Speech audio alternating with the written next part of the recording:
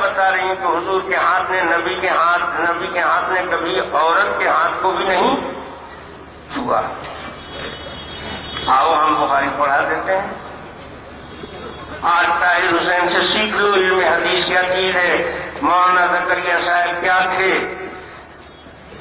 یہ روایت بخاری میں ہے، حضرت عائشہ سے مروی ہے، لیکن حضرت عائشہ کے علم میں اس کے خلاف نہیں تھا، اپنے علم کے مطابق انہوں نے نقل کر دیا۔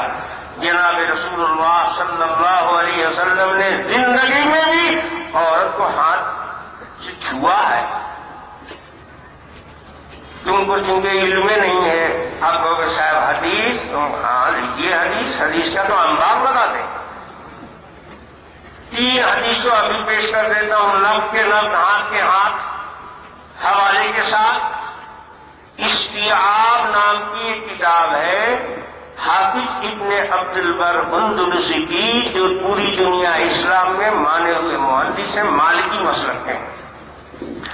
اور اسی موضوع پر دوسری کتاب حافظ ابن حجر عسقلانی رحمۃ اللہ علیہ کی الاصابہ، دونوں کتاب میں، اور ان دونوں سے بھی پہلے علامہ ابن اسیر جزری کی ایک کتاب ہے، اس کا نام ہے اسد الغابہ۔ یہ 630 ہجری میں علامہ ابن اسیر جزری کا مصنف اسد الغابہ کا انتقال ہوا ہے۔ یہ انتقال 630 میں ہوا تو پیدائش تو 5ویں صدی ہجری میں زیادہ عمر کا حصہ گزرا نا، 5ویں صدی ہجری کے عالم، آج سے کتنا سال پہلے؟ 1000 سال پہلے ہو گیا بابا میرے۔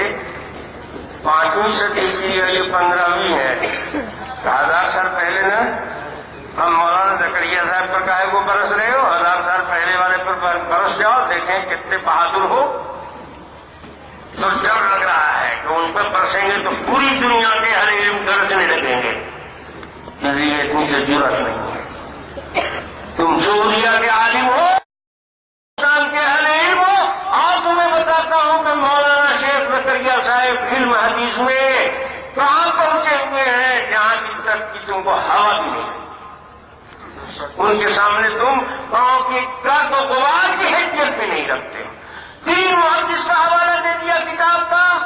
اب سن لو واقعہ۔ ایک عورت ہے، ان کا نام ہے ماریہ۔ یہ ماریہ قبطیہ حضرت ابراہیم کی والدہ نہیں، حضور کی بانی کا نہیں قصہ ہے۔ یہ ماریہ وہ نہیں ہے، یہ ماریہ قبطیہ نہیں ہے، یہ ماریہ خادمہ رسول اللہ، ماریہ تو خادم رسول اللہ صلی اللہ علیہ وسلم۔ ابو بکر بن عیاش، جن کا انتقال 2ری صدی ہجری کے اخیر میں ہوا ہے، جب امام بخاری پیدا ہوئے ہیں۔ یہ امام بخاری کے اساتذہ میں آتے ہیں، بخاری نے بھی ان سے حدیثیں اپنی کتاب میں نقل کی ہیں۔ وہ ابو بکر بن عیاش نقل کرتے ہیں عن المثنى بن صالح بن مہران عن جدته، مثنى بن صالح بن مہران ان کی دادی صحابیہ تھیں۔ دادی کون ہے؟ ماریہ خادم رسول اللہ، حضور کی خدمت کیا کرتی تھی۔ ماریہ نام کی ایک عورت جو مثنى بن صالح بن مہران کی دادی لگتی ہیں، وہ خادم رسول اللہ ماریہ کہتی ہیں صافحت رسول اللہ صلی اللہ علیہ وسلم فلم ارى كفا الين من كفه، میں نے اللہ کے نبی سے مصافحہ کیا تو نبی کی ہتھیلی سے نام ہم نے کسی کی ہتھیلی نہیں پایا۔ ماشاء اللہ، بولو عورت کے ہاتھ سے ہاتھ ٹچ کیا نبی کا؟ تو بخاری میں ہے، ٹھیک ہے، بخاری کو ہم مانتے ہیں۔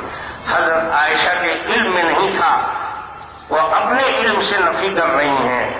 کیا ضروری ہے کہ نبی کے ساتھ جتنے حادثے پیش آئے اور آپ جہاں جہاں گئے ہر جگہ حضرت عائشہ ساتھی آتی تھی کیا؟ حضرت عائشہ کے پیدائش سے پہلے نبی کو نبوت مل چکی ہے۔ نبی کا واقعہ پیدائش سے پہلے بھی اگر عورت کو ٹچ کرنے کا ہے تو حضرت عائشہ کا نہیں کر سکتا ہے اس بات سمجھ میں آئی؟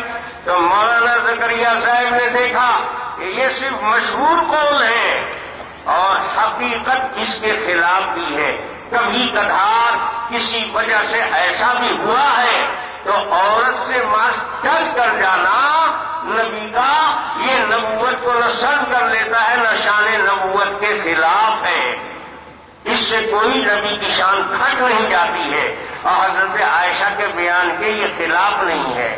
اور اللہ کی مہربانی بھی کی ہے کہ اس کی سند بھی کیا ہے؟ ایک دم صحیح ہے، صحیح ہے. سب کوئی تو راوی ہے بھی. یہ دوسری صدی ہجری کے میں ہے. بخاری کے صحیح بخاری میں بھی ان سے روایت دی گئی. یہ سپاہ ہے مصنع بن صالح بن مہران، یہ تابعی ہے. جب تک یہ اپنی دادی سے نقل کر رہے ہیں. یہ جدہ ان کی ماریا جنہوں نے حضور سے مصافحہ کیا یہ صحابیہ ہیں. دونوں میں سے کوئی راوی ضعیف مجہول نہیں ہے. اب بتاؤ یہ صحیح حدیث موجود ہے مولانا زکریا صاحب پر کیوں برسے؟ یا پھر تم کو علم میں نہیں تھا، جانکاری نہیں تھی، اس لیے جہالت کی وجہ سے برس گئے. ہم تم کو اتنا جاہل نہیں مانتے ہیں. ہم جانتے ہیں بیٹے تم کو سب پتا ہے، لیکن تم تو قسم کھائے ہوئے ہو کہ ہم مانیں گے. تو اس کا میرے پاس علاج نہیں ہے. ایسا علاج تو نبی کے پاس بھی نہیں تھا. ہماری کیا حیثیت ہے؟ یہ ایک حدیث ہوئی. 3 کتاب کے حوالے سے صحیح سند سے ایک حدیث دیا آپ کو. اب یہ کتابیں تو ہر جگہ آسانی سے دستیاب نہیں ہیں. بڑے بڑے کتبخانوں میں ملیں گی، بڑے بڑے اکابر علماء کے پاس ملیں گی، لیکن سعودیہ والوں جس کتاب کو تم خوب پرچار کرتے ہو، جن پر تمہارا ایمان بہت مضبوط ہے، افسوس ہے کہ تم بھی آنکھ کھول کے پڑھتے نہیں ہو، نیند میں پڑھتے. آؤ دیکھو حافظ ابن کثیر رحمۃ اللہ علیہ اپنی تفسیر کی 4تھی جلد میں ایک روایت نقل کرتے ہیں. غزوہ مکہ جب فتح ہوا تو فتح مکہ کے روز حضرت معاویہ رضی اللہ تعالی عنہ کی والدہ ابو سفیان کی بیوی عتبہ کی بیٹی جن کا نام ہند تھا، جنہوں نے احد کے روز حضور کے چچا حضرت حمزہ کے کلیجے کو چبایا تھا، کئی عورتوں کے ساتھ حضور کی خدمت میں بیعت ہونے کے لیے حاضر ہوئی. حضور پاک صلی اللہ علیہ وسلم نے حضرت عمر سے کہا ان کو بیٹھ کے کلمے پڑھاؤ. تو جب الفاظ دہرانے لگے عورتوں سے تو یہ بول نہیں رہی اس طرح سے کہ حضور کے چچا میں آج نبی کے سامنے میری آواز سے نبی پہچان لیں گے تو حضور پر کیا گزرے گی اور میرے ساتھ کیا سلوک کریں گے. تو یہ دوسری عورتوں سے کہہ رہی ہے تم لوگ دوہرا.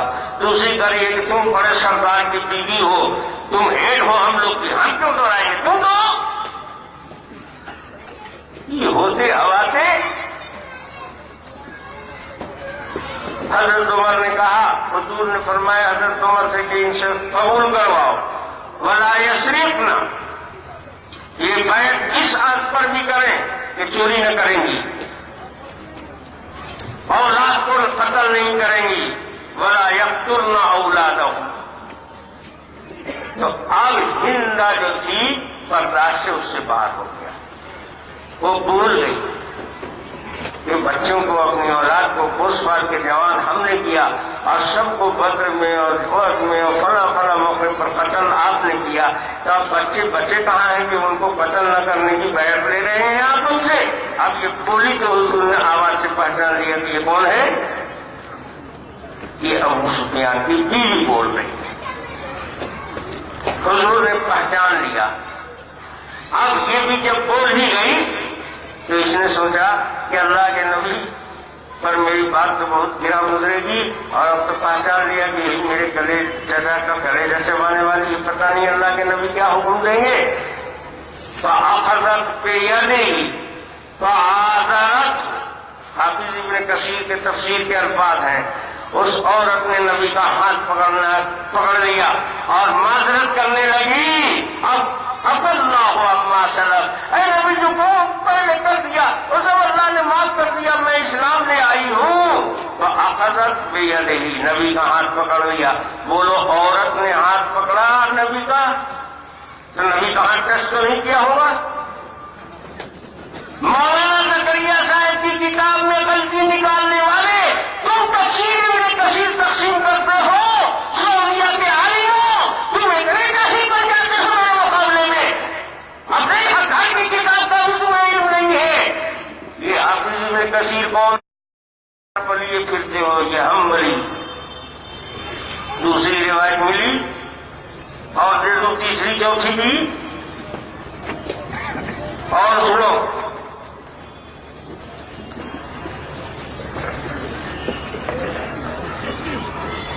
ابھی بہت ساری چیزیں آگے بتا رہا ہوں، لیکن وہ بات ہے 3 گھنٹے سے وقت کم، اب 3 گھنٹے میں تو میری تمہید ہوتی ہے، اب آج 1.5 گھنٹے میں پوری بخاری پڑھا دیں آپ کو، ایسی منظر تو ہم کو یاد نہیں ہے، لیکن ہاں میں اتنا اطمینان دلا کے جاتا ہوں کہ مولانا زکریا صاحب رحمۃ اللہ علیہ کا میں ادنا مرید ہوں۔ میں شیخ کی طرف سے اس کتاب کی پوری وکالت کرتا ہوں اور چیلنج کے ساتھ وکالت کرتا ہوں، کوئی بات اس میں غلط نہیں ہے اور کوئی بات حدیث و قرآن کے خلاف نہیں ہے۔ جو لوگ اس کو حدیث قرآن کے خلاف بتاتے ہیں وہ بیچارے حدیث قرآن نہیں جانتے ہیں، معذور ہیں۔ جاہل آدمی دوسرے کو جاہل سمجھتا ہے۔ مولانا زکریا صاحب کا علم بہت وسیع ہے، خالی بخاری میں بند نہیں ہے، بہت ساری حدیث کی کتابوں سے پتہ لگتا ہے کہ یہ بات مشہور ہو گئی ہے۔ تو حضرت عائشہ نے بتایا یہ قول مشہور، شاذ و نادر واقعات اس کے خلاف نہ ہو۔ اب تیسری روایت سنو، وہی حافظ ابن کثیر کوئی تفسیر کی 4 جلد میں ابن ابی حاتم کے حوالے سے روایت نقل کرتے ہیں، یہ مرسل روایت ہے۔ حضرت شعبی فرماتے ہیں کہ جناب رسول اللہ صلی اللہ علیہ وسلم کبھی کبھی عورتوں سے بیعت لیتے تھے۔ بایا رسول اللہ صلی اللہ علیہ وسلم النساء، الباس روایت کے حضور پاک صلی اللہ علیہ وسلم نے عورتوں سے بیعت لیا۔ وَكَانَ فِي يَدِهِ ثَوْبٌ، حضور کے ہاتھ میں کپڑا تھا۔ وَقَدْ وَضَعَهُ عَلَى كَفِّهِ، حضور نے اپنے ہتھیلی پر وہ کپڑا رکھ لیا اور اب کپڑے کے واسطے سے عورت کے ہاتھ سے ہاتھ لگایا۔ تو عورت کو کپڑے کے واسطے سے زندگی میں بھی اللہ کے نبی نے ہاتھ لگایا، ثابت ہوا۔ معلوم ہوا کہ یہ ساری روایتیں مولانا محدث زکریا صاحب رحمۃ اللہ علیہ کی نظر میں ہیں اور تمہاری نظر میں نہیں ہے، تم ان کے ٹکر کے نہیں ہو، تمہارا علم کم ہے، ان کا زیادہ ہے، اور یا اگر تمہارے علم میں ہے تو تم خائن ہو، منافق ہو، تم قسم کھائے بیٹھے ہو کہ ہم حقیقت کو نہیں مانیں گے، ہم ان کے خلاف جھوٹا پروپیگنڈا ہر حال میں کریں گے، جھوٹ بولنے میں تم بڑے ماہر ہو۔ اب ایک بات اور سن لیجیے، مولانا نے ذرا اس کی طرف کہا کہ توجہ دلا دینا ہے۔ حضور پاک صلی اللہ علیہ وسلم اس دنیا سے جانے کے بعد برزخ کی زندگی، آخرت اور دنیا کے بیچ میں جو وقت ہے، زمانہ ہے، اس کو کہا جاتا ہے برزخ۔ برزخ کسی جگہ کا نام نہیں ہے، برزخ حقیقت اس زمانے کا نام ہے۔ اس زمانے میں جہاں کوئی ہے تو اس جگہ میں بھی برزخ ہے، اس جگہ کو جو برزخ کہا گیا تو چونکہ اس پر اطلاق صحیح ہے اس کا، اس لیے قبر کی زندگی کو برزخی زندگی کہتے ہیں۔ یہ زندگی بیچ کی ہے، ایک زندگی گزر گئی، یہ عالم اس عالم کی زندگی، اور ایک زندگی سور پھونکنے کے بعد پھر ہوگی حشر کی زندگی۔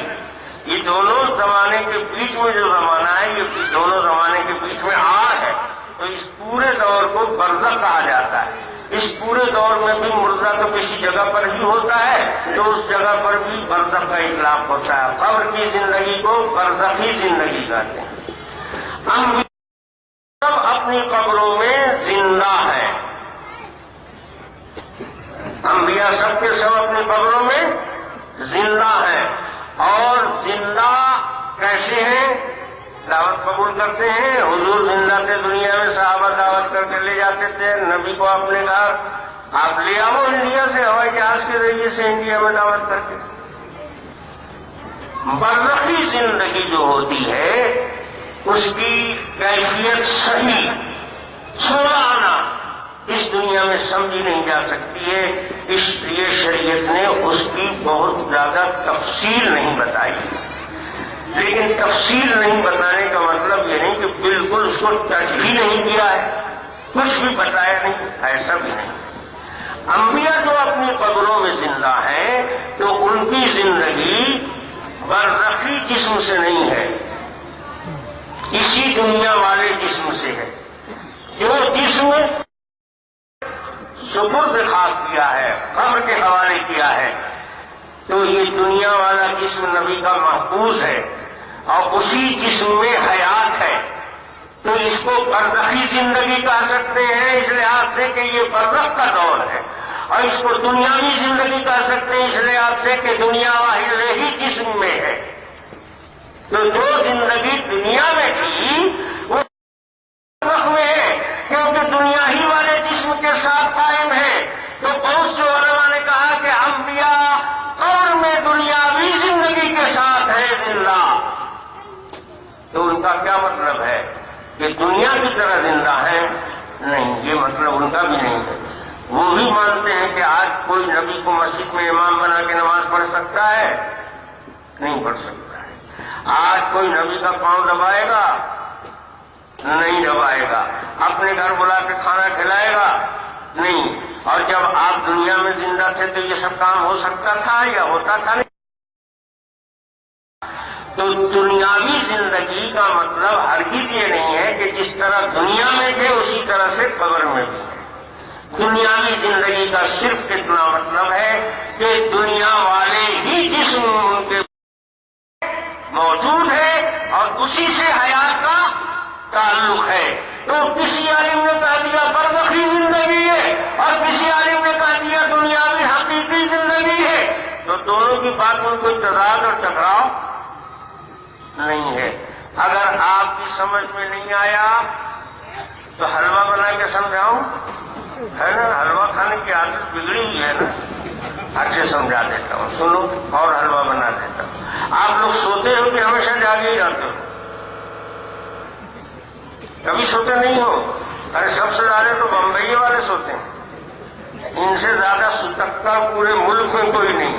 رمضان میں آتا ہوں، یہ ظہر کے ٹائم اٹھیں گے اور ایک آدھ گھنٹہ ایک کنڈیشن میں رہیں گے، ایک آدھ گھنٹہ دکان میں گئے، دیکھا تھا کا حساب دیکھ لیا، یہ کر لیا وہ کر لیا، اور اس کے بعد عصر کی نماز میں نیت مان لیا کہ افطاری کا سامان خریدوں گا۔ شراب سے ہی چلے مارکیٹنگ کرنے۔ بتاؤ انہوں نے روزہ کتنا دیر رکھا؟ سو کے تو ہر آدمی آسانی سے روزہ رکھے، سب سے زیادہ سوتے ہو۔ اب ایمانداری سے بتاؤ، جب تم سوتے ہو تو تم مر جاتے ہو کہ زندہ رہتے ہو؟ تم سو جاؤ، تمہاری عورت کو عزت میں بیٹھا دے، تمہارا مال جائیداد بیٹوں میں تقسیم کر دیں، قبول کرتے ہو؟ کبھی جو قبول کر لو، سوچو گے کہاں سے ٹکیٹ آ گیا کہ ہم کو مار کے سب لوگ لینا چاہتا ہے۔ لیکن جب سوتے ہو تو کچھ پڑھ کے سوتے ہو دعا، اللہ کے نبی نے دعا بتایا نا، یہ پڑھ کے سویا کرو، اللہم باسمک اموت واحیا۔ ترجمہ کرو اس کا، اے اللہ میں آپ کا نام لے کر مر رہا ہوں۔ بولو مر رہے ہو کہ سو رہے ہو؟ سونے پر بھی موت کا اطلاق شریعت میں ہوتا ہے، سوئے ہوئے کو مردہ کہا جاتا ہے۔ النوم اخو الموت، نیند ایک نمونہ ہے موت کا، یہ موت کا چھوٹا بھائی ہے۔ سوئے ہوئے کو مردہ کہا تو تب بھی چلے گا، اور سوئے ہوئے کو زندہ مانو تو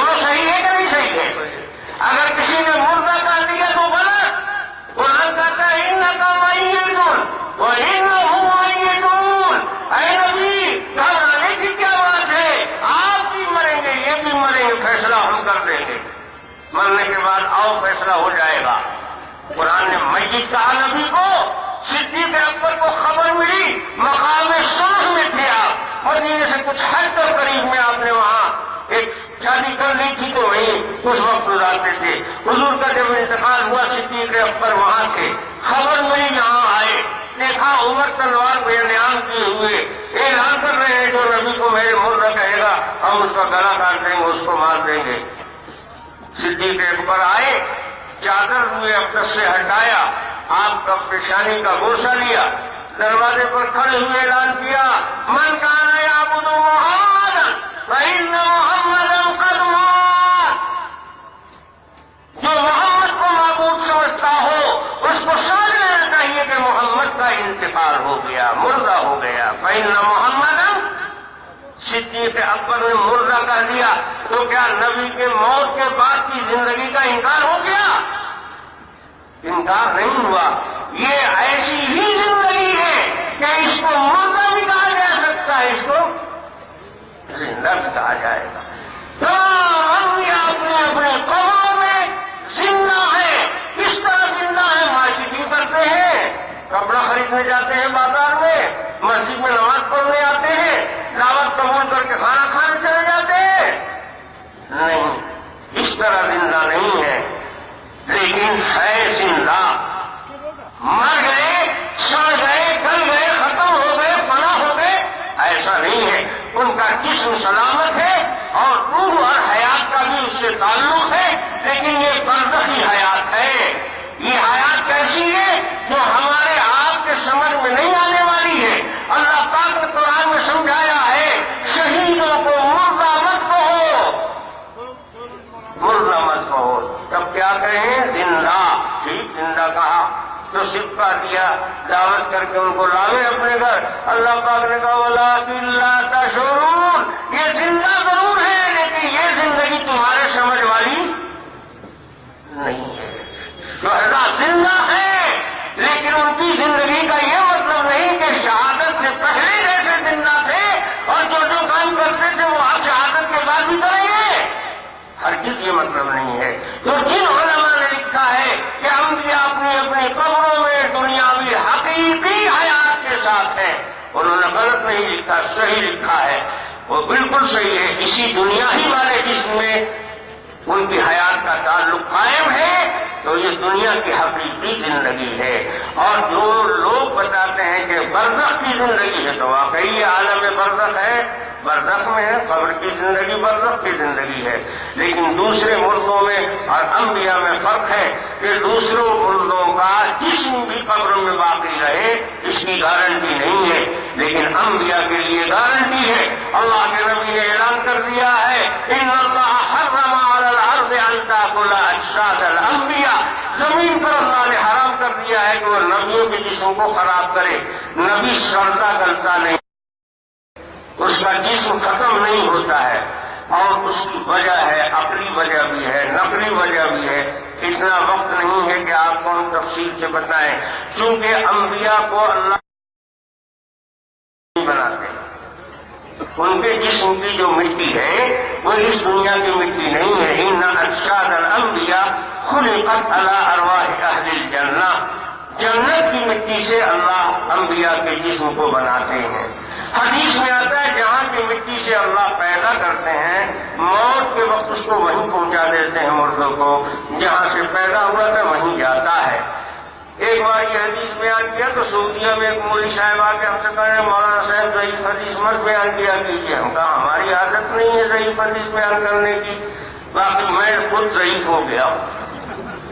تو انہوں نے کہا نہیں، میں آپ کے بارے میں نہیں کہہ رہا ہوں، حدیث ضعیف میں آپ نے بیان کر دیا کہ جہاں کی مٹی سے پیدا ہوتا ہے وہیں دفن ہوتا ہے، یہ تو ضعیف حدیث ہے۔ ہم کہا تمہارے یہاں قرآن میں بھی کچھ ضعیف حدیث آئے ہے؟ نہیں، قرآن میں تو ضعیف نہیں ہے۔ ہم نے کہا اللہ پاک کرتے ہیں منہا خلقناکم وفیہا نعیدکم ومنہا نخرجکم تارۃ اخری، قرآن پڑھو، اللہ کہتے ہیں اسی میں تم کو دوبارہ ہم ڈال رہے ہیں، اسی سے پیدا کیا تھا، اسی سے تم کو دوبارہ ملا دیا لا کیا۔ اور عربی زبان میں پہلی جگہ پر آنے کو کہا جاتا ہے۔ اگر اتنی بھی تم کو زبان نہیں معلوم ہے تو اللہ پاک نے آگے صراحت کر دیا، منہا نخرجکم تارۃ اخری، دوبارہ پھر یہیں سے نکالیں گے ایک بار۔ تو دوبارہ نکالنا بول رہے ہیں، اس کا مطلب پہلے بھی یہیں سے نکالا تھا نا۔ تو بولو بیٹا آپ کو حدیث ضعیف اور آیت کیا ہے، موضوع ہے؟ مولانا صاحب آپ سے بات کرنا بہت مشکل کام ہے، آتا ہے سمجھ میں؟ کسی حدیث کا سندن ضعیف ہونا اور بات ہے، اور اس کے متن کا ضعیف ہونا اور بات ہے۔ اس کو پرکھنے کے لیے، سمجھنے کے لیے بڑے وسعت نظر اور بڑے علم کی ضرورت ہے۔ اب یہ سمجھو، انبیاء جو برزخ میں ہیں، برزخ میں باحیات ہیں، تو باحیات اس معنی کا وہ نہیں ہے کہ سارے احکام دنیا کے ان پر نافذ کیے جائیں، اور اتنے بھی ختم نہیں ہے کہ سارے مردوں کی طرح سے ان کو بھی سمجھا جائے، وہ عام مردوں کی طرح نہیں ہے۔ اللہ پاک میں تو قدرت ہے کہ اینٹ پتھر کو بھی ایک جگہ سے دوسری جگہ منتقل کر سکتے ہیں، اللہ میں طاقت ہے نہیں؟ جس خدا میں طاقت ہے وہ خدا جب چاہتا ہے تو پیغمبر کو برزخ کی زندگی میں بھی ایک جگہ سے دوسری جگہ پہنچا دیتا ہے۔ یہ ان کے اپنے اختیار کا نہیں ہے، اللہ اپنے اختیار سے ایسا کبھی کبھی کر دیتے نہیں کرتے ہیں۔ ارے بیت المقدس میں حضور کو امام بنانا ہے، سارے نبیوں کو اللہ نے لا کے نبی کو پیچھے کھڑا کر دیا، نماز روح پڑھتی ہے کہ جسم پڑھتا ہے؟ جب سارے انبیاء آ سکتے ہیں اپنی قبروں سے، اور جناب رسول اللہ صلی اللہ علیہ وسلم اگر آ گئے برزخ کی زندگی میں، تو اس کا اگر انکار کرو گے تو معراج کا انکار کرنا پڑے گا۔ اس لیے سعودی مولوی بھائیوں اور چاہے مقدم محدث ہو، ہوش میں رہ کر بول رہے ہیں، بہت پائی کا پوری دنیا اسلام کا مانتا پراپت حدیث بول رہا ہے، نبی کا برزخ کی زندگی میں ایک جگہ کے بچے یہ شرک نہیں ہے۔ ہم نبی کے اختیار میں اس کو نہیں مانتے، ہم اللہ کے اختیار میں مانتے ہیں۔ جو اللہ فرش سے اٹھا کر عرش پر نبی کو لے جا سکتا ہے، وہ اللہ مدینے سے انڈیا نہیں لا سکتا ہے، مجبور ہو گیا۔ اس لیے برزخ کی زندگی میں انبیاء کا تصرف نہ کہیے، اس تصرف کو اللہ کا تصرف کہیے۔ اس طرح کرامت انبیاء کے اولیاء کے ہاتھ پر ظاہر ہوتی ہے، لیکن فعل اور اختیار خدا کا ہوتا ہے۔ معجزہ نبی کے ہاتھ پر ظاہر ہوتا ہے، عمل وہ اللہ کا ہوتا ہے۔ ہاتھ نبی کا پھینک رہا ہے، لیکن قرآن کہتا ہے وَمَا رَمَيْتَ إِذْ رَمَيْتَ وَلَٰكِنَّ اللَّهَ رَمَىٰ۔ آپ نے تو کنکری پھینکی تھی، وہ آپ نے تھوڑی پھینکی تھی، ہاتھ آپ کا تھا، پھینکنے والے ہم تھے۔ اس لیے جب ہم نے چاہا کہ ایک مٹھی کنکری سے سینکڑوں کو اندھا بنا دیا، اور جب ہم نے چاہا آپ کا ہاتھ آپ ہی کے پاس تھا، اور کے میدان میں مٹی بھی تھی، کنکری بھی تھی، آپ ایک ہاتھ اٹھا کر کے ذرا پھینک دیتے، آدمی سب کو اندھا بنا دیتے، یہ آپ کے اپنے اختیار کا نہیں تھا، ہم نے چاہا آپ کے ہاتھ سے کرا دیا، ہم نہیں چاہا آپ کے ہاتھ رہتے ہوئے بھی نہیں ہوا۔ یہ کرامت، یہ معجزہ جس کو تصرفات سے ہم تعبیر کر رہے ہیں برزخ کی زندگی میں، یہ در حقیقت انبیاء کا عمل نہیں ہے، یہ عمل خدا کا ہے، ظاہر ان کے اوپر اللہ نے کر دیا۔ اسی سے ان کا قرب معلوم ہوتا ہے کہ اللہ پاک کے اتنے چہیتے ہیں کہ ایسا انوکھا کام اللہ انہی سے ظاہر کرتے ہیں، اوروں غیروں سے نہیں ظاہر کرتے ہیں۔ یہاں سے مسئلہ یہ بھی صاف ہو گیا۔ حافظ جلال الدین سیوطی رحمۃ اللہ علیہ نے 22 مرتبہ نبی پاک صلی اللہ علیہ وسلم سے ملاقات کی ہے، بیداری کی حالت میں۔ علامہ شیرازی رحمۃ اللہ علیہ الجواقیت والجواہر میں لکھ رہے ہیں بالکل صحیح ہے، اور یہی مسلک صحیح ہے۔ اور فیض الباری شرح فتح بخاری کی علامہ انور شاہ کشمیری رحمۃ اللہ علیہ کی ہے، وہ کہتے ہیں جو شخص برزخ کی زندگی میں انبیاء کے تصرفات کا معجزات کا انکار کرتا ہے وہ محض جاہل ہے، اس کو ان حدیث سے کیا تعلق ہے؟ پوری دنیا اسلام مانتی ہے کہ معراج کی رات بیت المقدس میں سرور عالم جناب رسول اللہ صلی اللہ علیہ وسلم نے تمام لفظوں کی امامت کی ہے۔ یہ دیوبندیوں کا انوکھا الگ کوئی مسئلہ تو نہیں ہے، تو وہاں عیسیٰ علیہ السلام، آدم علیہ السلام، موسیٰ علیہ السلام سب اپنی اپنی برزخی زندگی میں وہاں جمع ہوئے، تب نہ حضور امام بنے۔ اب ان کو روح جمع کر دی گئی ہے تو بے وقوفوں کو روح نہ رکوع کرتی ہے نہ سجدہ کرتی ہے۔ اللہ کے نبی فرماتے ہیں، صحیح مسلم کی روایت ہے، رأیت موسیٰ قائما یصلی فی قبرہ، میں معراج کی رات جب گزر رہا تھا موسیٰ علیہ السلام کے قبر کے پاس سے تو میں نے دیکھا کہ موسیٰ علیہ السلام اپنی قبر میں کھڑے ہو کر نماز پڑھتے ہیں۔ جملہ محقق محدثین تصحیح کرتے ہیں، اس روایت میں دلیل اس بات کی موجود ہے کہ انبیاء اپنے جسم کے ساتھ قبروں میں موجود ہیں، کیونکہ قیام جسم کرتا ہے، یہاں قائم مصلی کی صلاۃ ہے، کھڑے ہو کر نماز پڑھتے ہوئے دیکھا تو اپنے جسم کے ساتھ تمام انبیاء وہاں حاضر ہوئے تھے۔ اگر وہ ان کا اپنا حقیقی جسد و رسول تھا تو بھی صحیح، اور اگر جسم مثالی تھا تو بھی کوئی مذاکرہ نہیں، جو بھی مانو اس کی روشنی میں شیخ زکریا نے جو واقعہ لکھا ہے اس میں کوئی اشتباہ اور قابل اعتراض بات نہیں ہے۔ میرے بھائیوں وقت ختم ہو گیا اور بات بھی الحمدللہ تقریباً ختم ہو گئی ہے، اس لیے آخر دعوانا الحمدللہ رب العالمین۔